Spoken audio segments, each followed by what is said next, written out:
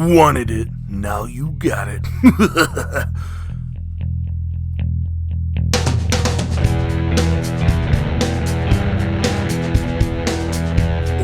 yeah, you'll be entertained.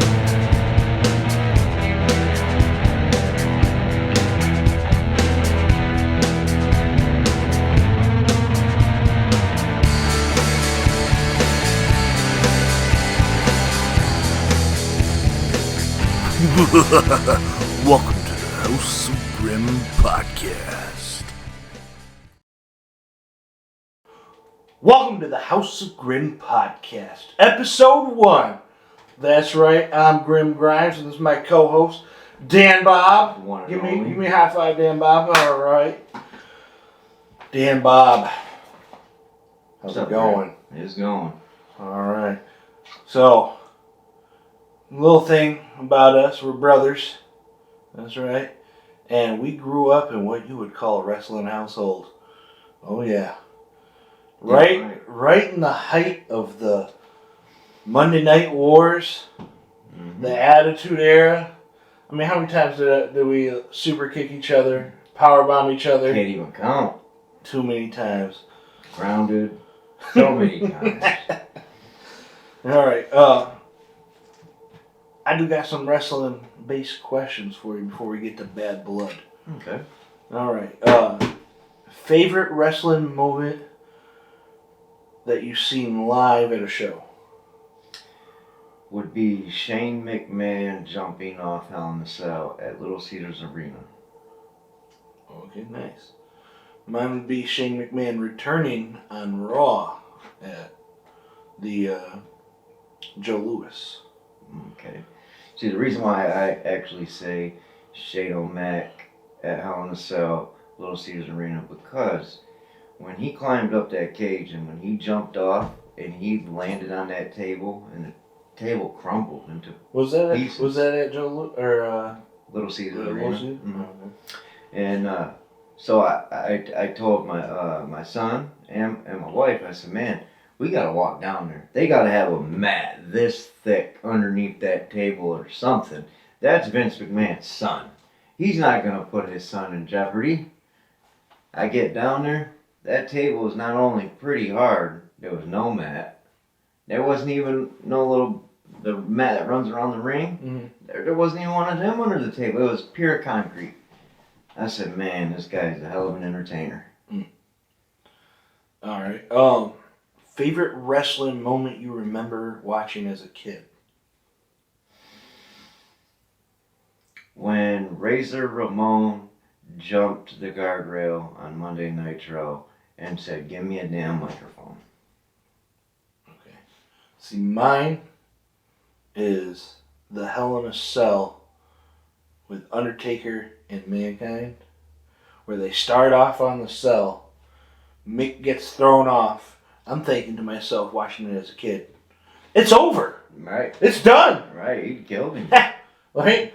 The call, he's broken in half. I remember watching that as a kid, and then it continued on after that. He climbed back up and started fighting the Undertaker just to get chokeslammed through. Through the chain Oh, link. man. I tell you what. And years later, as we got older and got to experience behind the scenes episodes and things of that nature, we learned that, just like we all have heard, that wasn't part of the storyline. Yeah. That wasn't supposed to happen. Not only that, but the chair knocked him out on the way down. Mm-hmm. Like, it hit him in the head. Like, by watching that as a kid, his tooth to his lip, man. After seeing that, I was like, I was wrestling for life, you know? That night was the official night that WCW lost in the rating war. Yeah, I agree. I remember that there was a story, behind the scenes story, where Vince McMahon actually thanked Mick Foley for that match. Oh, yeah. Favorite faction in wrestling history? That's a tough one, man, because, you got the New World Order, you got Degeneration X, you got Bullet Club, If you had to pick. Man. Probably the NWO before it got watered down. So like the original 3? Yes. Gotcha. Mine would be the 4 Horsemen. Woo! I mean, you got the greatest wrestler of all time, Ric Flair. Without question. You know, Hell of an entertainer. so without I would him love being to drink a anything. beer with the Nature Boy. Oh, shit. Nature Boy, that is an open invitation to my table at any bar you wish to meet at. I will not only try to drink you under the table, but I would just love to have one up with you. I ain't paying for your tap, Rick. Definitely. All right. So, there's a lot of prestigious wrestling arenas around the globe. Tokyo Dome. Tokyo Dome. If you could choose one to go to One venue, one arena, one stadium. Man. to experience wrestling in. The Georgia Dome is a good one. Back in the... See, I would like to have been at the Georgia Dome back when Bill Goldberg was there. Right. Jackhammering. I would have loved to have been at the Tokyo Dome when Chris Jericho main evented. Man, there's just too many. Pontiac Silverdome. Oh, man. With Andre the Giant and Hulk Hogan. It just really depends on what era and what match you're thinking about. For me, if I could choose any wrestling arena and time frame, ECW arena. Very good choice. Very good choice. I bet that would have been wild. Mm-hmm. I mean, the pay-per-view that WWE did there, where Cena threw his shirt out to the crowd. And they threw it right back. Like multiple times. Like just you the might be a big hostile star effect. over there. Right. But you're nobody in this arena. You're nobody in the ECW. Sorry, folks. Puppy Grimm is a little lonely right now. He's out there listening to us talk about wrestling in here. He wants to join us. Yeah. All right. So the upcoming WWE PLV. Yeah, man. I have to say. I know you're so excited. It's No, all right. You'll get it up. The Try it one more time. I can't stand saying PLE. I know. When did they start? Where did they start? Well, I mean, it's not the same as a pay-per-view. You're not paying for it, but it doesn't sound as cool. They I everything of PLE now. Yeah. Premium live event. I remember as a child being so excited when Mom would be like, "I ordered the pay-per-view. I knew we weren't gonna have cable next month, but we were watching WrestleMania that night." Mm-hmm. You know what I'm saying? So, I remember having the previous channel button in the palms of the remote was in the palm of my hand, and my thumb was on that previous channel button. And go as back quick, and forth I would between flip Raw from TNT to USA Network, man. I was flipping back and forth. I couldn't believe it. I was on the edge of my seat many nights of watching Monday Night Raw and Monday Nitro.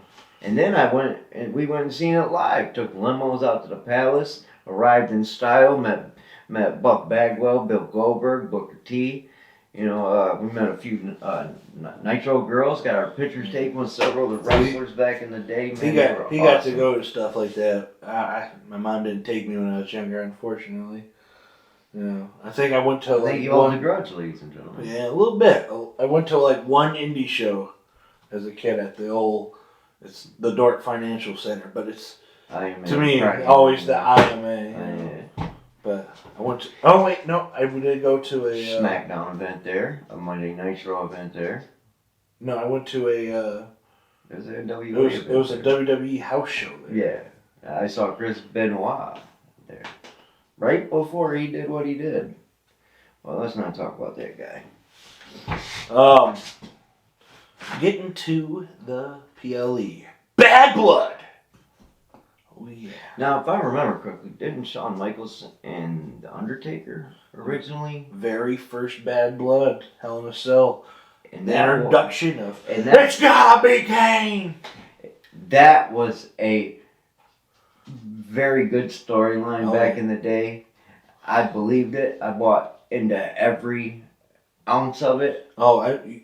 When I was a kid, you couldn't tell me that the Undertaker and Kane were brothers. And I mean, every inch of it, from Paul Bear, you know, doing what he did to help out that story. Oh, I mean, to the where they were in the funeral home, about to embalm Steve Austin. yeah. I mean, just all that, you know, was just a hell of a story. Oh yeah. And I bought into every bit of it. Still to this day, I believe that they're brothers. to this day, even though they're not. All right. So, first matchup on the card I see is Nia Jax and Bayley for the WWE Women's Championship. Now, Bailey is an overcomer. She's a very attractive woman. I'm glad she don't do the gimmick of the hugs and all that anymore. I'm glad she showed up and showed out her real attitude and her real aggression to actually achieve them titles. You know, I knew she always had it in her. No, sorry, ladies and gentlemen. That might be Ric Flair reaching out to me about our future endeavors. Yeah, for me, I think what's going to happen in this match, I think Bayley is going to get Nia Jax down and she's going to have her beat. But then Tiffy cashes in Yeah. and wins the title. I for some reason totally put her out of my mind. So yeah, you can't count her out. No, but I think that's where we're going. Yeah, because I see some kind of issues arising between them two. I think Nia will be dominant throughout the match. Bayley will have her beat, and then Tiffy. I'm going for Bayley because that's an awesome name. Bayley is an awesome name. It is his daughter's name. Yeah. All right. Next up, I have written down Damian Priest and Finn Balor, the former Judgment Day member versus the Judgment Day member. Damian Priest is definitely going over that one. You think so? Yeah. I don't know, man. I think somehow, some way, Finn Balor will cheat to win somehow. He does have his one buddy. Who, Rhea? No, what's his buddy's name? Oh, are you talking about Finn Balor? JD? Yeah. JD. He has JD and Carlito. Yeah, he does have Carlito. And then Dom and Liv as well. What do you think? You think Rhea Ripley's yeeting? I don't know, man. I seen Rikishi. I seen Rikishi got a little upset about that. Yeah. He made a comment. What are you trying to do? Break up his marriage? Yeah. You know, I think that's a father.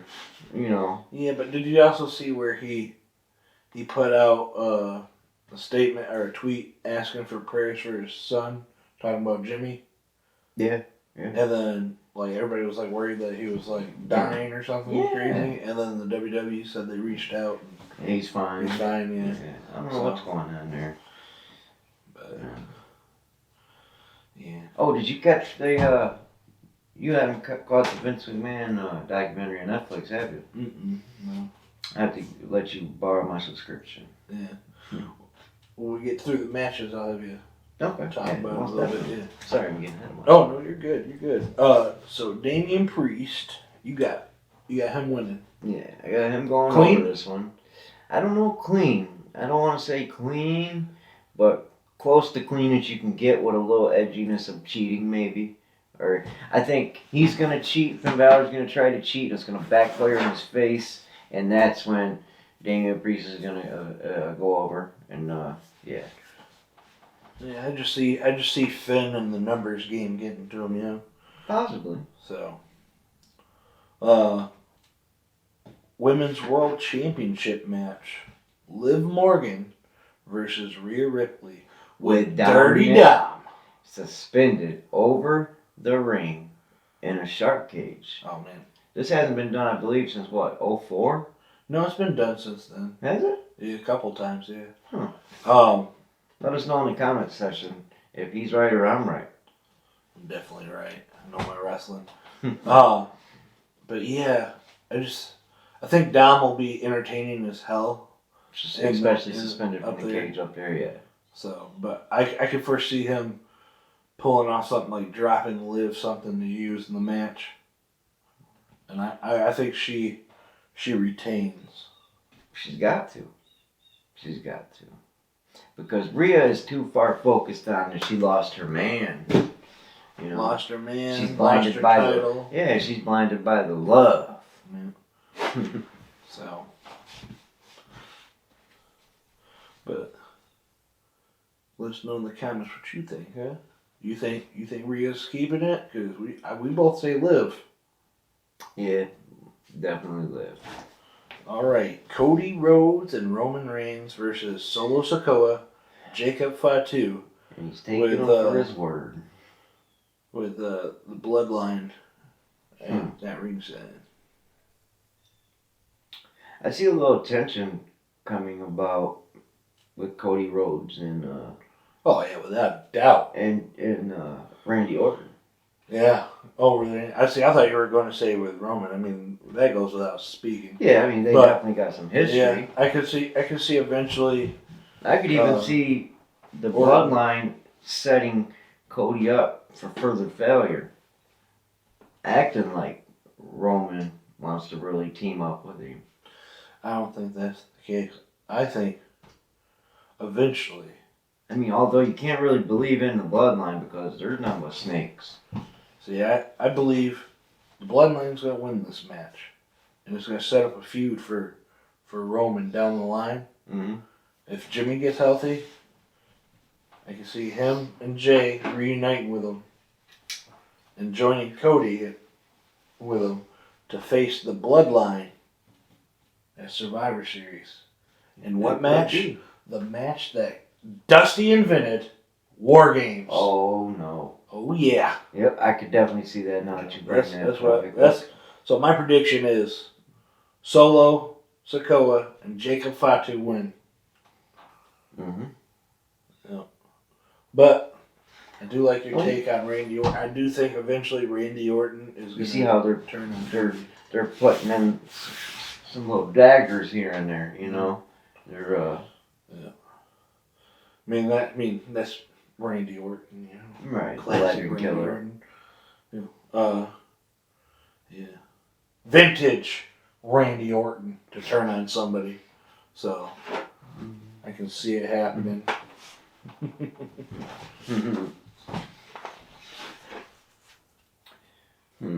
What else you got? Well, those are my predictions for who you got in that match. You got Solo and Jacob. No, I'm gonna go and say Cody and Roman. Cody and Roman. Okay. So I got Tiffy cashing in the Bayley versus Nia match. I got Finn Balor winning. I got Liv Morgan retaining with Dominic somehow helping her cheat, and then I got the Bloodline. He's gonna somehow get out of the cage. Either get out of the cage or drop her something. Yeah, they're gonna try and throw him a key or something. Something's gonna happen. A garbage truck's gonna come down the ring, and out pops a fork truck. Truck out of the road. Now he ties him up into the ambulance, and anything could happen.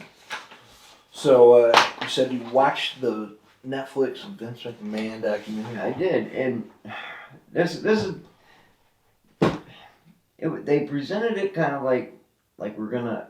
I was so eager to get my Netflix subscription. Yeah. Because just to watch it. Yeah, because they acted like some big thing is gonna drop in this story. Yeah, like, and I was eager. They got like a little nugget of information no other source had. And it kind of upsets me because it's like this, man. Other than him being a boss and somebody of power, right? If he John Cena had relations with another wrestler, and that was okay. Mm-hmm. Vince McMahon has relations with another wrestler, another employee, and it's a problem. Why? Because he's the boss? So what? Position of power, married man. I mean, hey, Yeah. it's life. How many? And the way he Yeah. went about it, I mean, you don't pay hush money for no reason. Well, I get why he probably did it. He probably did it because he's a publicly traded company. Things happen. He's a man. I know sometimes I've thought with my other brain, hey, it happens to the best of us. And he probably was like, oh snap, I better retreat from this. Let me pay you a little bit to get you to shh, and let's forget it ever happened and move on. But needless to say, with the Netflix, there was no new story. The story that was told, it could be told again, and other YouTube stories. And Sorry, the lighting. It's all known things. We all have already known this stuff. I mean, I paid what $6-7 for my Netflix. It ain't much, but they got me. They got me. Because there's nothing new. Yeah. I wouldn't be surprised if he gets indicted like Diddy, but also I don't believe he did anything wrong. I don't see it going that far. But But where he messed up was he was paying the lady the first payment. So and then didn't if pay her he's just as payments guilty for afterwards. paying her, is she just as guilty for accepting the payment? If it was See- that big of a deal, why did she accept the payment? Like I said, where his Why issue, didn't she say, no, hold up, let's stop this right now? where his issue is he stopped paying after they agreed upon the The NDA, the non-disclosure agreement. part of that was he was gonna pay her like X amount of millions. He made the first payment and then didn't make the subsequent. Now, my payments. theory behind not making the payments is he was getting ready to sell. Now, I got my own conspiracy theories on the wrestling thing. Yeah. Okay, and that's for a later show. Yeah. On a lot of different topics. Okay, such as I believe and feel that Vince McMahon, the owner and creator of the WWE, has also owned and created the storyline of owning WCW. This, like I said, it's another episode one day. We'll get into it. Yeah. He owned WCW back in the day with the $1 million Black Tuesday or whatever it's called, Black Wednesday or Black Saturday, whatever it was called. But then he sold it for $1 million, I guess, and it helped him fulfill his other endeavors with his wrestling empire. But who's there to say that he don't even own AEW? You don't own that. Look at all these wrestlers that get released from WWE. They all end up over there. Shah Khan had too much money to Yeah. invest in that one. And now we're starting to see pictures of Shane McMahon and the Young Bucks at airports and Yeah, but I don't know, man. Shane wouldn't work for other companies before, not wrestling wise, but other companies. But never say never in the wrestling industry. it's true. Hope you guys enjoyed. This was the first ever episode of the House of Grim podcast. With DB. That's right, Dan Bob and Grim Grimes. Make sure you guys like, comment, and subscribe. You'll be entertained. Yeah! Because we will crush you like we crush Cos.